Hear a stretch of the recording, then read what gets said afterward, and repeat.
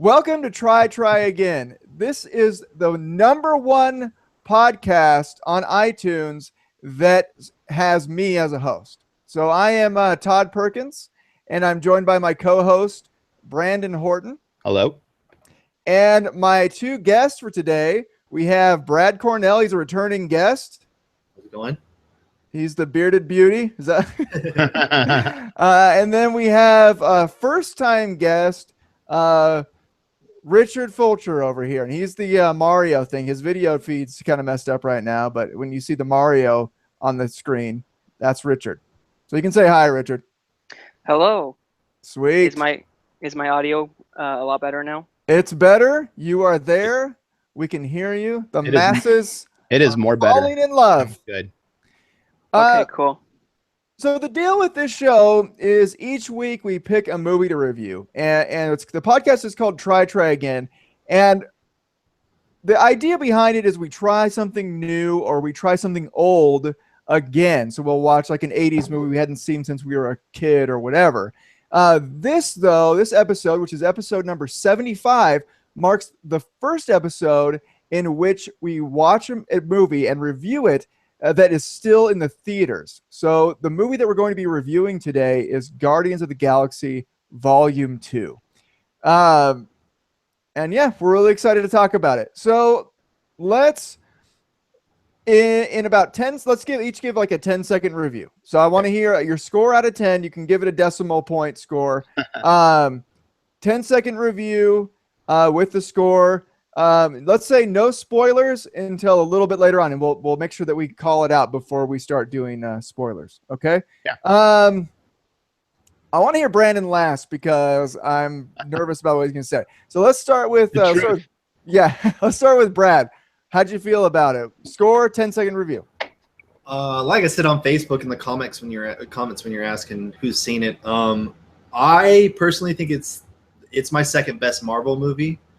Maybe it's because I took my 4-year-old to see it, and he's like stricken by Baby Groot, is what he calls him. So I would probably give it an 8.5 with a potential by the end of the show to maybe go to a 9. Oh, dang. Wow. All right. I liked it that much.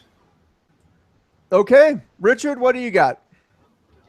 I give it a 8.7 actually. Okay. I actually really enjoyed it as well. I actually thought it was better than I was expecting, because Marvel has a thing with sequels, how they're not exactly perfect. Well, I mean, this movie isn't perfect either, but it was fun to watch, and I enjoyed myself a lot. My parents and my brother saw it before I did. They said it got boring, but when I watched it, I was actually laughing all throughout the movie.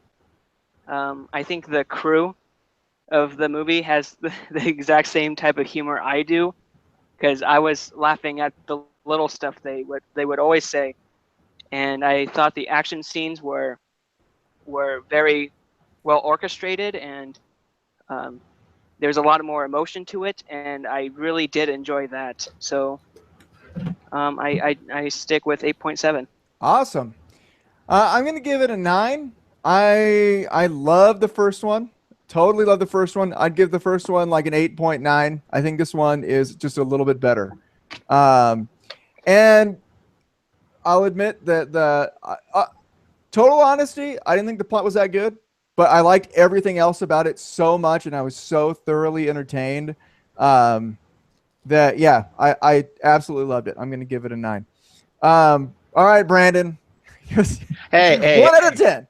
Hold on. I'm just gonna give you my piece of the pie, okay? Okay. And speaking of pie, I'm gonna give it a 3.4. Oh, dude. It is. This was the biggest snooze fest I ever had, and I'm being honest. So I went into this with an open mind. I rewatched the first one to kind of make sure. Which, by the way, for you listeners out there, no spoilers. You could miss the first one and you could still enjoy this movie. I mean, that's kind of it's not a prerequisite. Definitely. They do kind of cover some things in the first one, but literally you could have never watched the first one and you'd still be good, because you're like, okay, we know they're Guardians of Galaxy and they're just going to do their thing. The reason I was just bored to tears was, I'll give you an example. The second act, for those of you who don't know, starts when they kind of separate, and one group goes to one planet and one stays behind. When they go to that new planet, that started the second act. You could take a 45-minute nap and not miss anything. There was nothing going on. It was talking of just trying to move the plot forward, but they tried to move it forward and they realized, okay, this plot stinks, so let's just have the big guy make some quirky jokes, which is poor. I mean, this is not a movie where you want to you don't have to think much to hear the jokes, and I didn't think the plot worked. I didn't think what they're trying to do was, they're like, let's just throw everything in front of a green screen and give it all the big explosions, and hopefully people won't think too much of the movie and everyone goes away happy. I don't respond well to those movies. I like substance. I like movies that allow me to see character development. No one developed. It was like 1 second, this person is trying to kill this character, and then 2 seconds later, they're like, oh, best friend's hugging it out. Okay, it just wasn't my type of movie, and I've said it before. I said it with the original one. This could not be a Marvel movie, and you wouldn't know. It's nothing to do with it. Stan Lee is in it. No, that's not a spoiler. Everyone knows he's in every movie. Yeah. I like the way that they had him in there. For you comic book geeks, you'll love the way that he have him in there. But you could have literally just said this is a sci-fi movie, and that would have been it. It had nothing to do with MCU. And I was disappointed by that. I was really hoping that they would bring in some sort of like, oh, look, there's Asgard, or, oh, look, there's something happening back at Earth. And I didn't get it. So I look at it just as a sci-fi movie, and it's not that even good of a sci-fi movie. So 3.4. It hurts. It hurts. Some of the stuff I agree with what you said, but I would say that the character development was really there for me. Like, by the end of the movie, I liked every character more than I did at the end of the first movie. And I thought, like, everybody became more likable. But on the plot, I'll get you. I would say it is probably the weakest plot of all the Marvel cinematic universe. But I liked the characters, so it didn't bother me that the plot kind of was weak. Like, the villain, I thought, was not a very strong villain, I guess. Not at all. Not at all. He was threatening, but not threatening to me. I don't know why. Yeah. But go for it, Brad. I was just gonna say I could see where his point is, and I do agree that the plot was kind of lackluster. Well, it wasn't kind of; it was lackluster. I think for me, the issue with comic book movies, and I think that's the issue they've had in years past, like we were discussing earlier, is that it's hard to make a comic book translate well over to the movies without, make that translate well. It's hard to make any book really. I don't think there's a single movie that's been a book first that I thought was way better than the book was. And so I think that's one of the issues they have with comic book movies, is making them transfer over. Yeah, and it is very difficult to take what is canon and known over, especially if you're into comic books, and translate that over. And if you're a big super geek, I'll label myself that one. Let's say, you have all the different characters, and you're thinking to yourself, you're like, where is that character that I saw in the comic book, and I'm not really connecting it with that character in the movie, and so you have to kind of blind yourself and go, okay, it's a movie, let's just see what they do. But it just basically felt like all they did was they turned a sci-fi movie and put everything in front of a green screen and went, let's just throw every explosion at it and throw in some jokes. And oh yeah, there's a plot. I'll just throw the plot together too then. And that's how I saw it. And comic book movies are so much more than that. I'll give you an example. One of my favorite movies is The Winter Soldier. Like, that was driving the story forward. You couldn't have the rest of the movies without that Winter Soldier to like be that key piece in there. that showed like someone who's really grappling with himself, and not only that, but his past, and he's working with it. And I felt like with this was like, oh, cool, you're my dad. Yeah, I definitely think they could have done a better job with that. And I agree, Winter Soldier is probably one of my favorite ones, and that one was really well played out. I would say I'm a super nerd as well. I haven't delved that much into Guardians of the Galaxy, so Yeah, that's a tough one. No one really has. Like that was a big thing. Yeah. Richie, what do you think? I agree with a lot of the points, but I know that's the but. I felt that it was kind of like a mindless action film, which I personally do enjoy, but I do also agree that, you know, The Winter Soldier is my all-time favorite Marvel movie so far. And I love that aspect of it being more smart and stuff, but I think every once in a while it's cool to have a little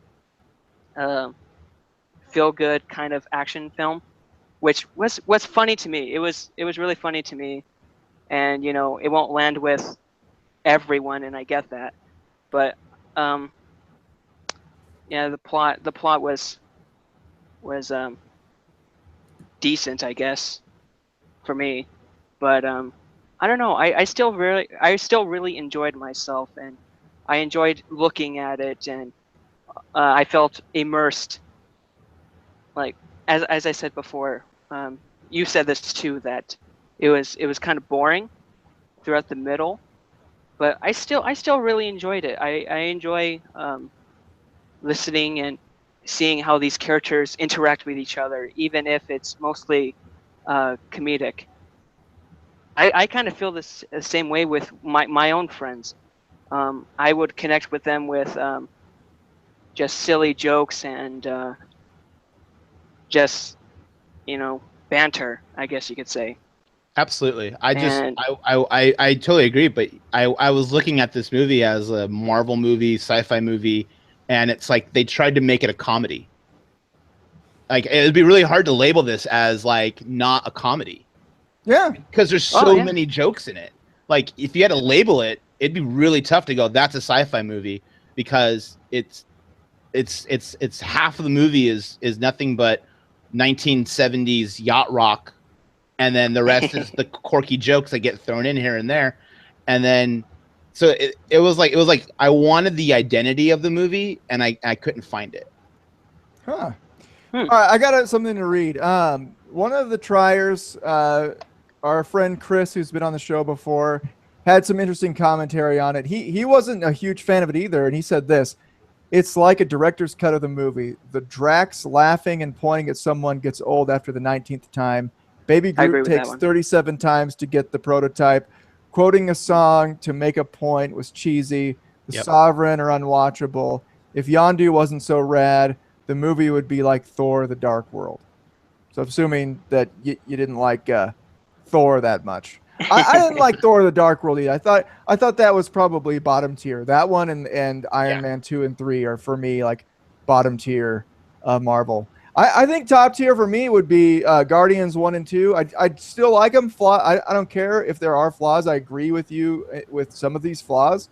But like Richard was saying, I am so immersed in the world when I'm watching these movies. Like I love the universe that they've created, like the aliens, and you see all these kind of different things, and the worlds where there's like a bar and they're all hanging out, kind of like reminds me of the cantina on Star Wars, where there's all these other aliens. You don't know what planet everybody's from, but they're all you kind of imagine that they're from distant planets, and they all happen to meet together on this one world to hang out at the bar. And I think for me, all of those parts of it make it really immersive for me, and I really like that. But yeah, I can't disagree with a lot of these criticisms. But just for me, you know, it was immersive. The jokes did land for me, and I thought they were awesome.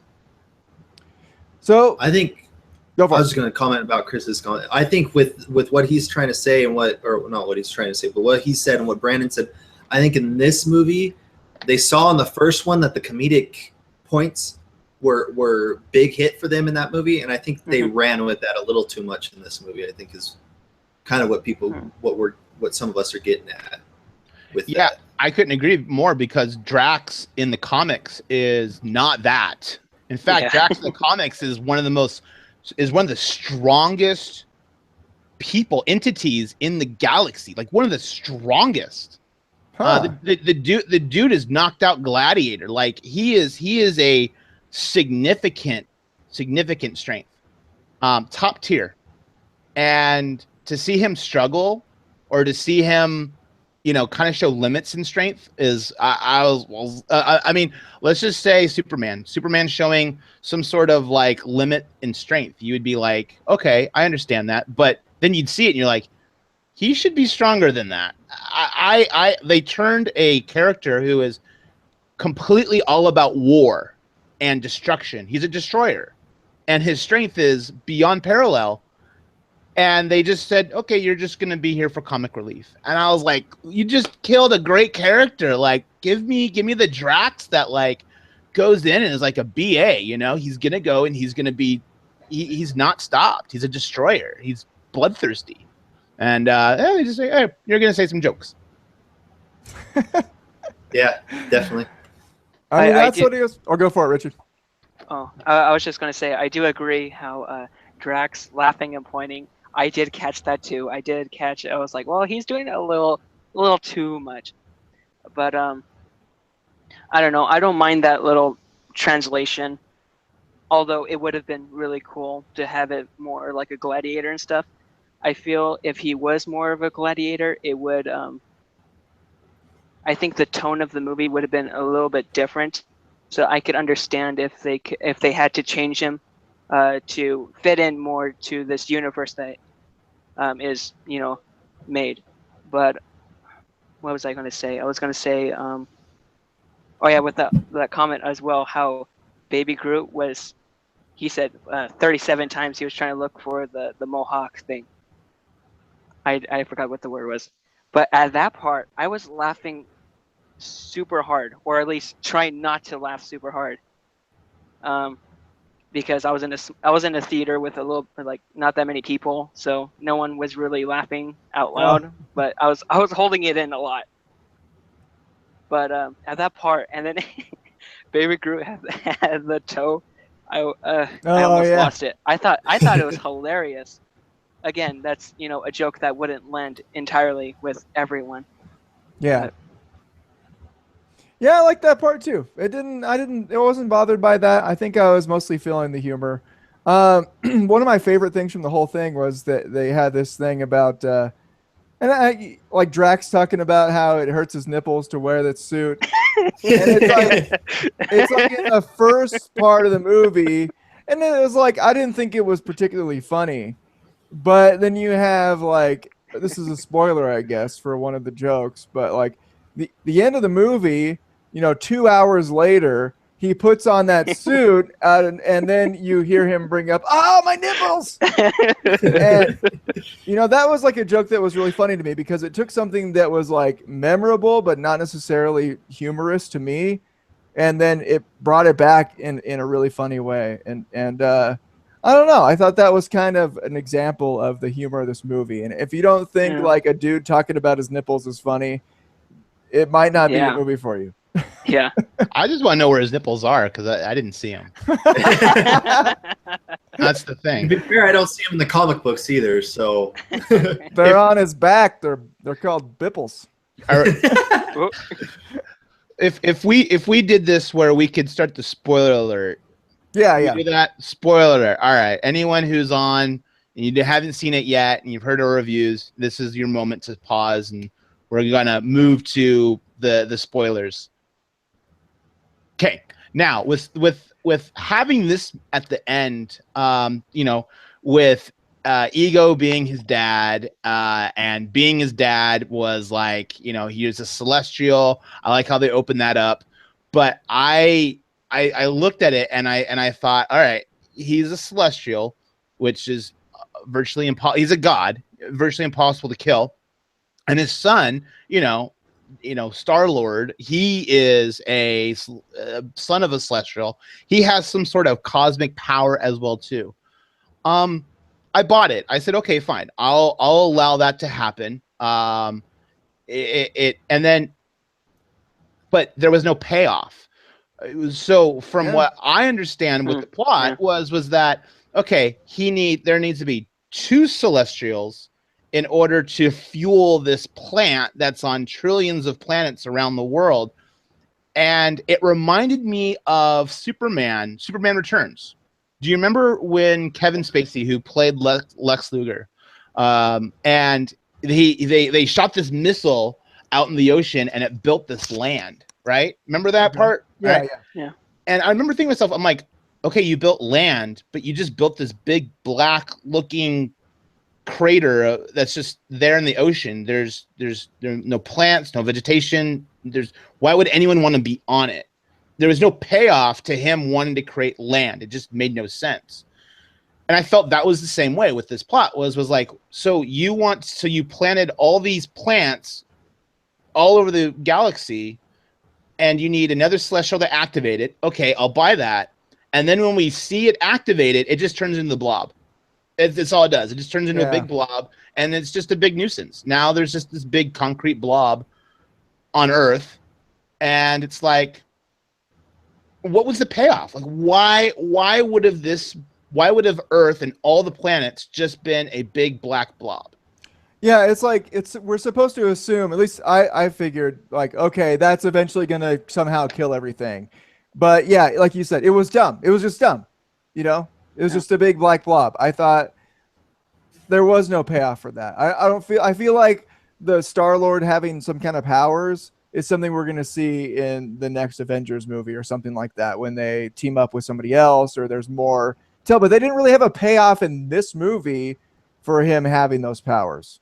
Actually, aren't those powers gone? Like, wasn't that like how it ended when Ego That's died? how I understood it. Oh, and okay. you see the powers in his hand and goes away. Oh yeah, okay. Now he's just And so he's just back to his normal self before he found out. Yeah. Huh. All right. Well, there's that. You guys want to talk about anything else before we get over to random questions?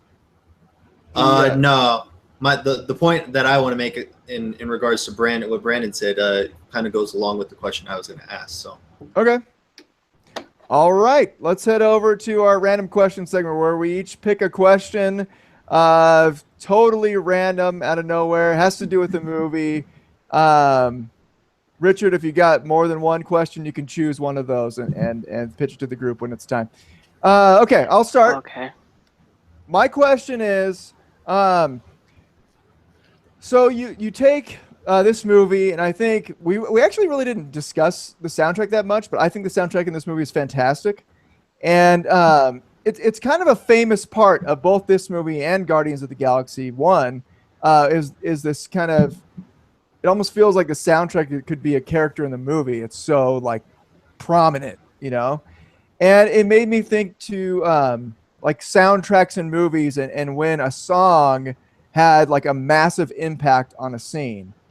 And so what's that example for you? Like what would you say your favorite song sing is in a movie? It could be in Guardians of the Galaxy or it could be another movie. What's that song? What's the scene? And why? So 30 seconds, Brad, go. Oh man, this is a tough one for me. Music has always been a big part of my life. I've never been very good at music talent, but I've always enjoyed listening to it and stuff. One of the most iconic ones is of course Top Gun, the Highway to the Danger Zone, where they're flying in, stuff like that. So I would say that's probably one of the most iconics that I can think of. Of course, the first Guardians with Hooked on a Feeling and stuff like that. David loves that song and is always wanting it on, so it's always a fun one to put on too. Awesome. Brandon. I'm going to keep it within the MCU, and I'm going to say anytime that they played AC/DC with Iron Man. I was hoping you'd go there. That was, dude. That's why Iron Man 1, I think, is a top tier for me. Is all of the AC/DC and how well it goes with Iron Man. They I completely played forgot it. about that.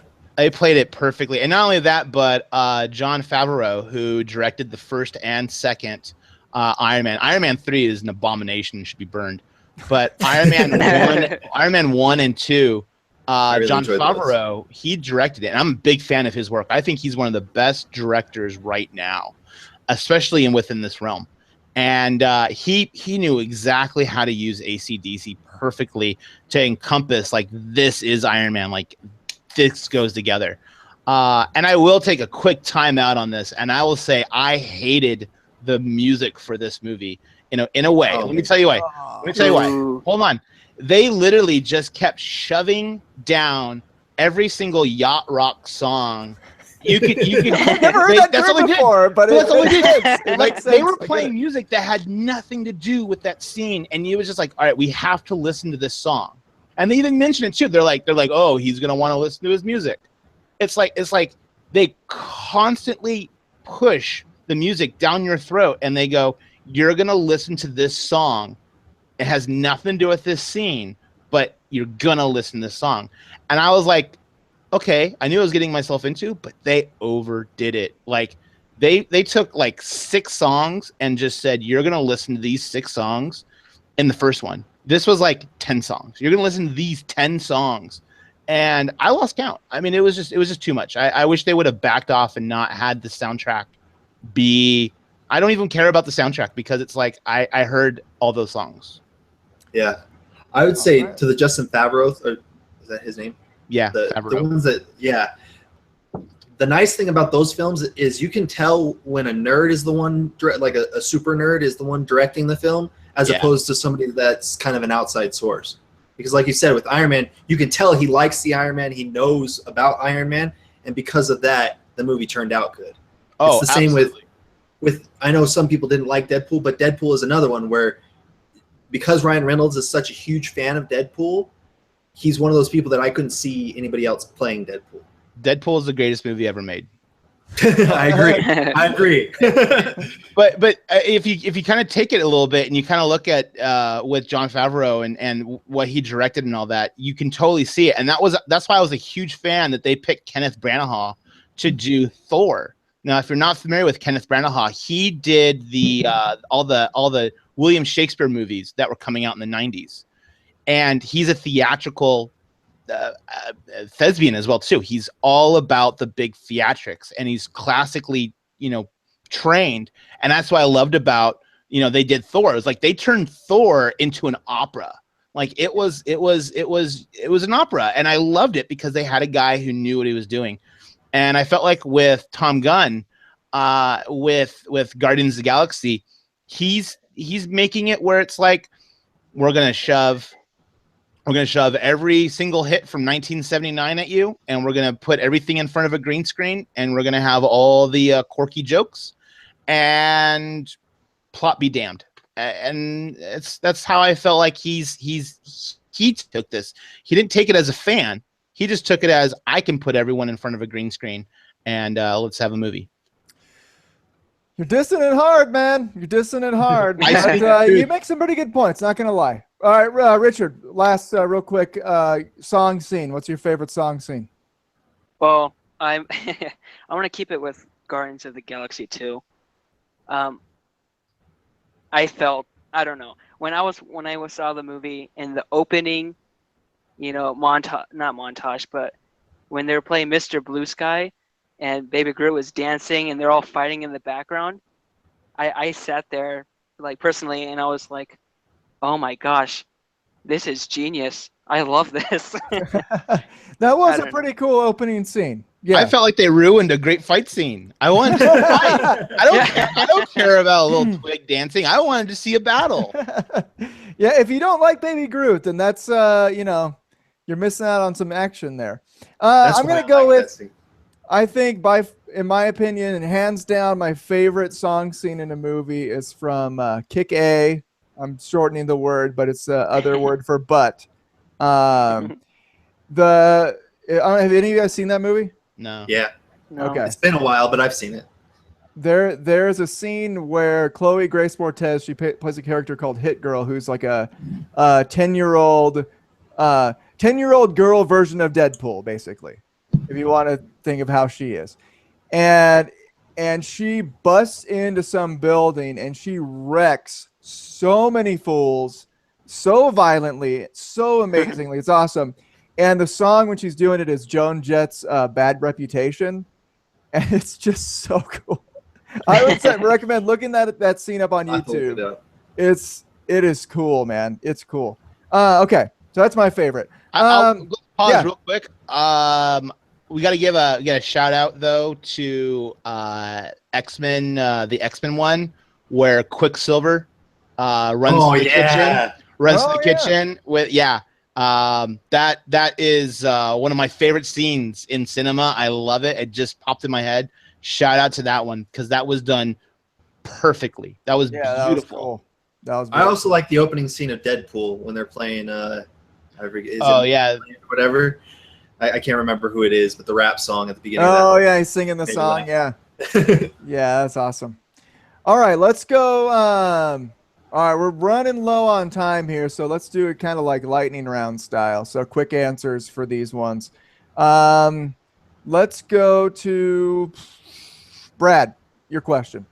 All right, so my question is, and I think we pretty much covered this, but what would you do to make the movie better? And we'll start with Brandon since he's had so much critique on it. So I know he's got an opinion on this. Nothing at all. One thing, you got to pick one. One thing that I would do to make it better. I would have added in MCU. So for we're still past the spoiler part. So if you're listening to this and you want a spoiler, too bad. So they do this thing where they leap around through different worlds, right? And they're jumping from world to world because Rocket and the blue guy, Blue Man Group, are trying to get to the Guardians of the Galaxy. They're on Ego. And they're bouncing around to all these different things. And I thought it was kind of cool. Okay, they turn in like everyone's like kind of warping together and all that. I was like, all right, that's cool. But they did a great thing with. I love how they added Stan Lee as part of the Watchers. Like I thought that was wonderful. Yeah. But have them like go through Asgard. Like that would have been so cool just to have them like go through there. And you could have opened it up to where it brings in the new Thor. And just have them like go through and have them in that world where Thor is already captured and living in that space. Like they could have added some MCU in, and once again they failed.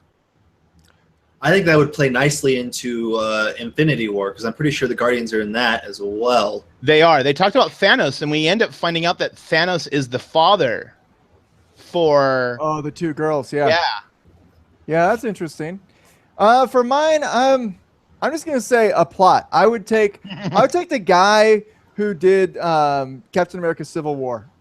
Yeah. The writers of those guys. I think that is maybe my favorite or close to it of the MCU movies. A good plot, and it wasn't there in this one. That would have helped, but I still liked it, but could have used a plot. Richie, what do you got? Dang, I was gonna say plot too. It's fair enough, man. You can say that. I don't know, maybe changed it because Ego in the comics is not even Star-Lord's dad. That's a movie adaptation.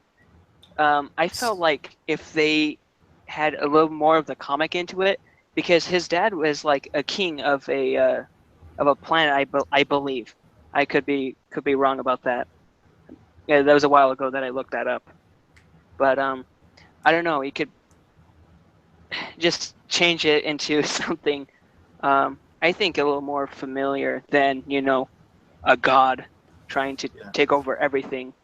Yeah, I don't know. See, that's where my Guardians ignorance comes into play because I didn't even know that about Ego. For me, what I would change and kind of going back to some of the points that Brandon's made is I think they should have.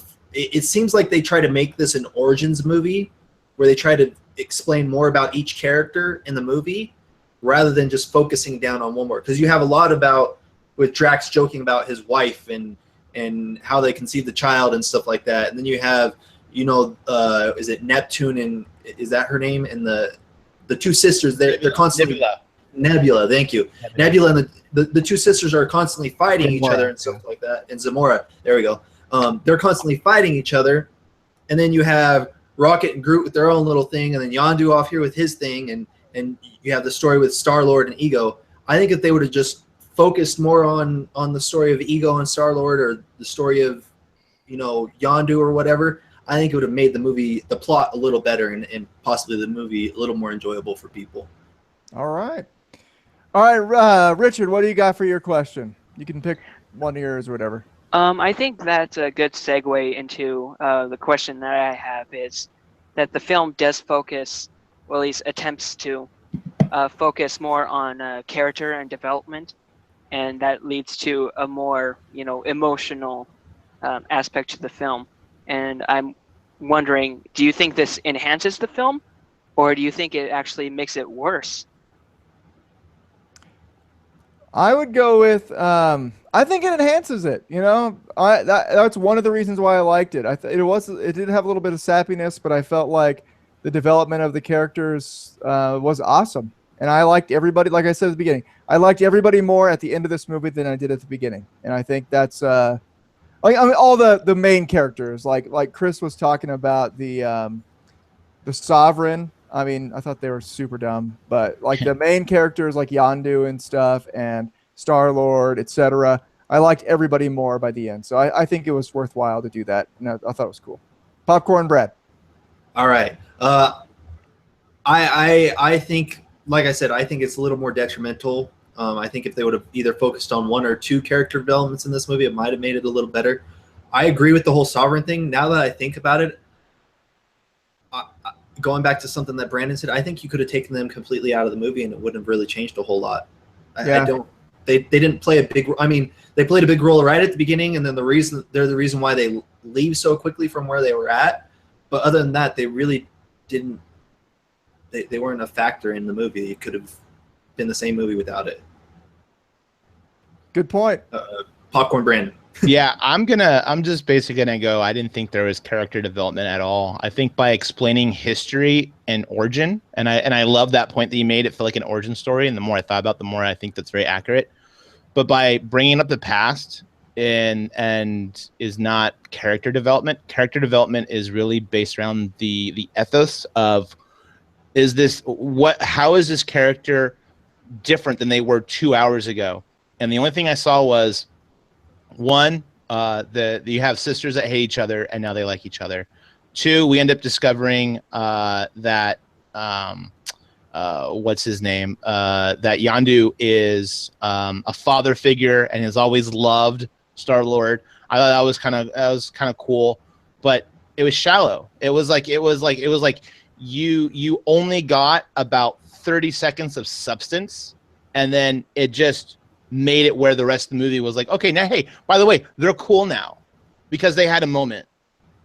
Yeah, it's like, yeah, definitely. Like, okay, that's cool. They had a moment. So now their entire character is completely different than what we saw the previous hour. And I'm not about a movie where there's just one moment and they change. And that's how I kind of felt like if I look at an MCU movie, every MCU movie with their main characters, we understand like over a long period of time their trials and tribulations. We saw that with Tony Stark. We saw that with Captain America.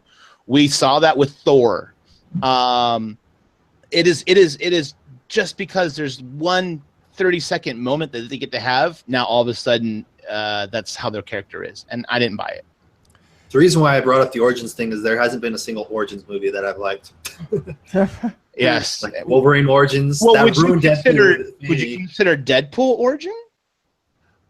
I guess I would consider that one. That was probably the only one that I would say that is the only one that's good. Because Wolverine, one of the reasons why I hate that is because they completely destroyed Deadpool, and I'm a Deadpool fanboy. That's likewise the main reason I've gotten into comics. And so what they did with him, like as soon as I saw what they did with Deadpool, I was like, this movie's stupid. I don't need to watch anymore. It's dumb. That wasn't the only thing that made the movie stupid. That movie was utter trash. All right, Richie, how'd you answer your question?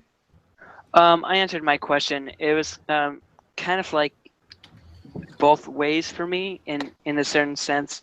I know it sounds like I'm being too neutral, but I felt that it did go a little both ways. That I did feel that I connected with some characters a little more, but I did find myself feeling that a few, like a small handful of times, I felt that it was a little forced. Like for instance, when Yondu and Rocket were in the jail cell, they were just put in the jail cell, and then he immediately just randomly opened about his life story, and I thought like, oh, that's a little forced, but oh, okay, oh well, whatever. But I really liked, Rocket's response, like, oh, don't be a drama queen, and I'm like, you know what, the film kind of understands itself in the way that it is being a little too sappy sometimes. Makes fun of itself. Yeah, Yeah. it does make fun of itself, which I do give it credit for, because that's the type of movie it is. But my biggest gripe on the emotional type of feel to it was at the very end. I felt they went a little too far into Yondu's little funeral thing, Oh, where sucked. where I mean it was sad, but I felt they put a little too much emphasis on it, where they had like all the Ravengers come and they're all shooting fireworks In and everyone- space. yeah, in space. Yeah, Because that it's just- happens. Zero it's- gravity, everything. I don't care about the scientifics. It was just kind of goofy for me. A Yeah. little too That was the goofy. thing. Like, no one cared about that. That Sylvester Stallone brought like Michael Dirk Clutton, whatever his name is, and all the different people. And like, we're like, wait, why do we care about these guys? Why do they care? Like, Yeah. they found some epiphany. Like, he was good after all. Like, who cares? That could have never been in there. Well, something that kind of bugged me about that is, like you said, they kind of throw that in right at the end. It's like, we're going to build all this up about you, Star-Lord and Ego and everything, and then right at the end, bam, here's Yondu, and we're going to make you like him, then get rid of him. It's like, really? Come on. It's like Walking Dead, That's how you know someone's gonna die, when you start liking them. I thought it was funny because I saw Sylvester Stallone's name in the credits, and I was like, I didn't know he was in this movie, and he's in the movie for like 2 scenes, and I'm like, Yeah. why is he even in the movie? I don't know. Maybe the director was friends with him or something like that, because it seems like a random cameo. It would have Um, helped make the movie a lot shorter. Brandon, what do you got? What's your question? All right, so we're gonna add this since we all agree that this is not an MCU movie. This is just a sci-fi movie. Has nothing. Stan Lee's in it. That's it. Definitely not canon, It's not canon at all. And they mentioned Thanos. That's it. That's literally it for MCU. because they have to tie it. Which DC superhero would have been a good fit to make this movie better? And I'm gonna start with Richard. I think Deadshot actually, from Suicide Squad, because I kind of felt like I mean, when I saw Suicide Squad, I thought it was terrible, but one of the only redeemable characters for me was, Deadshot. He would have been a little good of a fit because he's just a mercenary for hire. He's pretty mentally stable, but he'd still kill a person if you gave him enough money, which is, I think, very similar to the Guardians of the Galaxy. They're kind of heroic, but then again, they're mercenaries at the same time. Guardians of the Galaxy would do some shady stuff if they were paid, and I felt like Deadshot would probably be good with them. That'd be cool. I dig that's that. Good. That's good. All right, let's go with Wedge Case. All right. Oh, that's what it says for my name, huh? Because Yeah. long story. Okay, so anyway, I felt like you could just take out Drax and sub in Killer Croc, and there you go. Same guy. And they're just as strong, apparently. Yeah. Yeah, right. For me, I'm not gonna lie, I had to do a little more research on my DC because I'm not as down on them as I am Marvel. But I came down to 3. I would say Green Arrow, Green Lantern. The reason why I went with Green Lantern is because spacey, and so I was trying to. Oh yeah. And then this one's just completely random because I think he's like a laughable character, almost just as much as Aquaman, but Booster Gold. Okay. I Yeah. know that guy. Just a way out there, like. Yeah, if you watch I think they have Justice League on Netflix or Hulu. If you watch that show, he's in it for a couple episodes, Todd. And Oh, he's okay. just kind of like just this.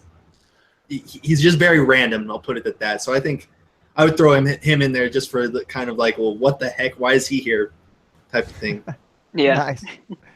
All right, Brandon, what do you got? I would have gone with Darkseid because Yeah. I felt like Ego was a poor villain. I didn't buy what he was selling. I didn't buy why he wanted to conquer the universe. It didn't resonate with me. I felt like that was the weakest part. Was we didn't have a really good bad guy. Yeah. And what do they end up doing? They end up putting him to sleep, right? And they're like, just go to sleep because we don't know what to do with you. So I would have gone for someone who really does want to destroy the universe. So if you have the Guardians of the Galaxy versus a guy who wants to destroy the galaxy, Darkseid would have been awesome. And I would have loved to see like a slugfest between Darkseid and Dax, and that would have just been fun. But that's what I would have went with, a really good villain who wants to take over the universe. I think they shouldn't have slated Thanos for Infinity War because I think he would have been a good bad guy for them to go up against in this movie. I'm not too sure about that actually. I feel Thanos is like a really powerful character, and I feel that it's good for them to build up all the way to Thanos because I believe Thanos is like one of the only people in like Marvel Comics besides Deadpool that has a story of them killing all of the Marvel characters, and I don't know. I just felt Thanos is a really super powerful enemy that I think everyone should fight. But I don't know. I agree to a certain extent. Somehow. Yeah, I'm the jury is out on Thanos. We've only seen I think 8 seconds of Thanos. So to me, he does have the Infinity Gauntlet. We got that little teaser snippet, which I think is gonna be awesome. I just hope they know how to use the Infinity Gauntlet correctly. Yeah. And it's gonna be fun to see. Just because that is one of the most powerful entities in the universe is Thanos with the Infinity Gauntlet, and it'll be fun to see what they do with it. That is definitely one where they need to follow canon, or they might have a mutiny on their hand. Yeah. I think we'll- I'm excited to see that. Thanos is awesome. Thanos is just freaking rad. Go for it, Richie. Well, I was just gonna say, I wonder what the Marvel Cinematic Universe is going to do after they finish Infinity War, which is pretty much everything building up to it. What are they going to do afterwards? Reboots, origin stories, yay! Ooh. Oh.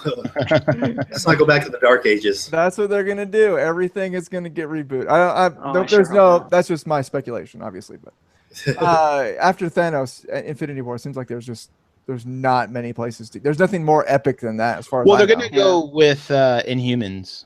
Yeah, that'll be so sick. That's going to be cool. I'm looking forward to Black Bolt. And I all think we're that. going to see. You'll also see. Gosh darn it! I'm drawing a complete blank. Deadpool Squad. What was the Oh, X-Force. Yes, I Yeah, think you're going to see one of X-Force those. An X-Force come out of it too. Well, come soon. Awesome. By the way, we got to figure out who the next Wolverine's going to be because we need. Oh my Wolverine. gosh. We need Wolverine. That's the issue. Is they've done so well typecasting those people that Yeah. it's like I don't know who could take the place. I know there's talks of I think Tom Hardy maybe taking place, but I can't see him. Tom Hardy, the brand new Venom. Yeah, Oh. Yeah, that's the thing. But it's horrible. They're not going to have Venom part of MCU. It's a Sony thing. Yeah, that's because they're going R with horrible. it and everything. Aren't Yeah, they going R with it? yeah. Oh, it needs to man. be. it's Yeah. it's a mess. It's a mess. They're gonna do The Sony and Fox, Marvel, there's so much They unfortunate just need to stuff kiss in and make up so that way they can get their movies back. Like I would love to see a good Fantastic Four movie. there. Yeah, All of those Yeah. have been horrible for me. I have hated them. yeah. Well, it's time to wrap up. So we're going to end talking our discussion of Guardians of the Galaxy 2 and everything this week. So thank you for listening up to this point or watching or whatever you're doing. We're grateful for you. Remember that we're live every Thursday night at 8:30 p.m. Pacific time, and you can find that on our Facebook page is the easiest way to find it. So search for Try Again Podcast on Facebook, and you find it there. If you're really savvy, you can find us on YouTube. My username is not Try Again Podcast. There was some drama with that. I'm never going to go into detail on it, but Wedge Case Games, WEDGEKASE Games, all one word. Search for that. You can find our podcast, or just search for Try Again Podcast on YouTube, and you can find the channel there. So next week, we're going to be doing Wonder Woman. So get excited for that. And thank you for listening. Thank you to Brad and Richard for being on the show today. We appreciate you. Thank you, guys. And we will see you next week.